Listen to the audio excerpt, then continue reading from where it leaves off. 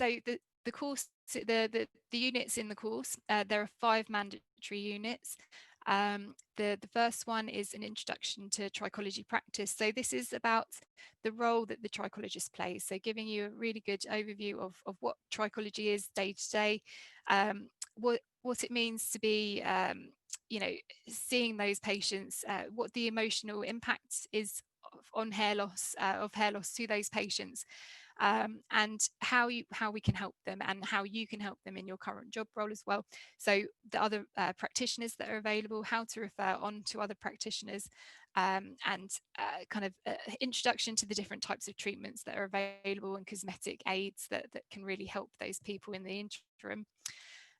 Anatomy and physiology is as it says, understanding the different body systems, the organisation of tissues, cell biology, the different types, functions of cells in the body, and really looking at how that then will impact on the hair cycle, the hair shaft, looking at the hair structure, so bringing it back towards trichology.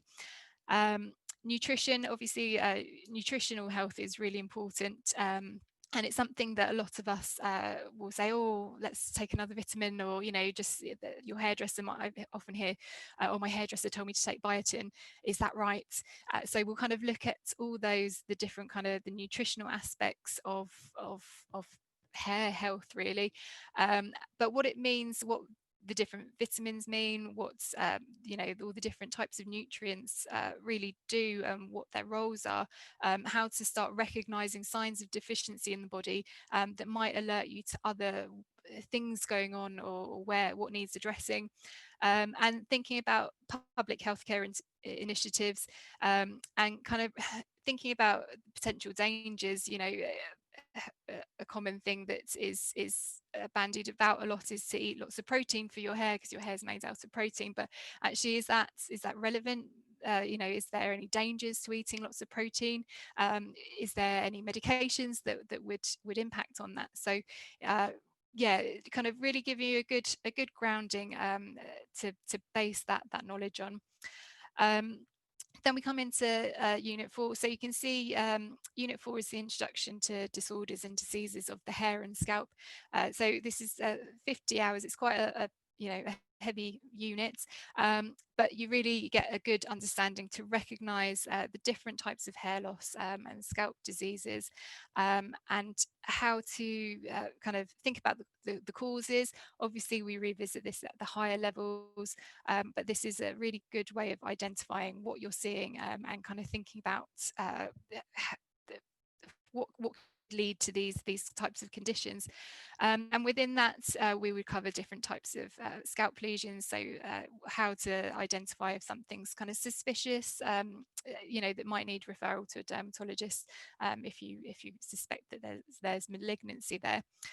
And finally, cosmetic science and chemistry. So in this one, we would look at the different types of products that are available, how they affect the hair and scalp, any adverse reactions that they can cause, the formulations, the ingredients in there. So a really good kind of understanding of the types and products for the benefit of your clients or patients. So the level 4 certificate will take about 6 months to complete if you're able to give us 9 to 10 hours of study time per week. There is some flexibility in how and when you study, but we will help you to identify the targets through that, through your program of study, to make sure that you complete on time and you stick to your targets. Of course, we understand that things happen in life, and if you are unable to complete or meet a deadline, then we are friendly, and we are willing to help and give you kind of extenuating circumstances in those cases. So the level 4 as a certificate has a total course time of 210 hours, and that's what gives it its certificate level. So this is split between different tutor groups, webinars, directed study, independent study. So you'll be reading, maybe researching and preparing for those assignments that I mentioned, and then completing the assessments and taking tests that are online on our virtual learning environment. So that's the little bit about the level 4. We can answer some more questions if you have any as we come through, but I'm going to hand over to Zoe now. She's going to talk to you through the different additional courses that we have to offer to help support your learning. Thanks, Stephanie. So yes, as Stephanie mentioned, just a couple of additional courses that we're offering alongside the main level 4 CTSP course. So obviously you can see first of all here the course in how to be a successful online learner. So for many of you, you may be coming back to studying after a break, or this may be your first time learning online. Now, obviously this is something that's more relevant than ever. Obviously about to go into another lockdown, online learning is obviously becoming hugely relevant, and but of course it is a different method of learning to what you might be used to if you studied at college or university or something similar. So this is really about getting you used to that way of learning, but also learning how to manage and optimize your time. So obviously many people choose to learn online because they want to fit it around other things in their life, family, obviously working and so on. So it's looking at managing your time, staying motivated, essentially preparing to learn. When are you going to do it? How are you going to do it? And giving you lots of tips in really just making this work to its best advantage for you. So we're offering this course free of charge. So if you're registering to start on our level 4, you will be able to undertake this as well. It takes a total of around 6 to 10 hours. And that can be completed at your own pace. And that will it will take as you go along. You'll have things like quizzes, videos, chat groups, links to resources, tips and advice, an online tutor for support. So we feel it's something that's quite worthwhile doing.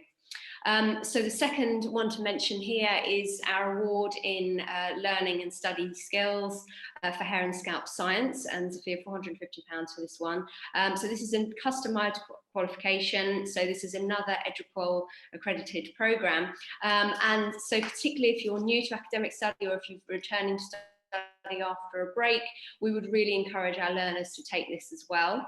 And this is really going to help you study efficiently and effectively, but also just introducing you to the scientific and critical way of thinking. So as you progress throughout the level 4 course, and if you choose to go on to the level 5 and 6, one of the key skills will be interpreting things that you may read in a critical and scientific way, applying that critical thinking. So if you read a research paper, for example, but not only that, if you read a magazine article, or if you're reading some information on the back of a product, on a label, you need to be able to apply the skill, the knowledge that you've learned in the course and trichology to view that in a critical way. So that's really going to be a key skill to take you through with our courses, hopefully. But again, it's all about time management and critical thinking, note-taking, essay writing, reflective practice, also learning about referencing, which is also going to be very important as you continue your studies, citation, avoiding unintentional plagiarism, all those sorts of things that are going to be really important in this kind of study. But in really both of these courses, you're going to be learning highly transferable skills, so they're going to be really useful skills if you do choose to go down a different route after you complete the level 4. If you don't continue on the level 5 and 6, these are still going to be highly applicable skills that you can use elsewhere. So the online learning course you can do before you start the level 4 certificate, with the award in learning and study skills. You can do that alongside the other units that Stephanie's been talking about, and you can use some of the material that you use for those units in the study skills unit as well. So we feel that those things are going to be really worthwhile.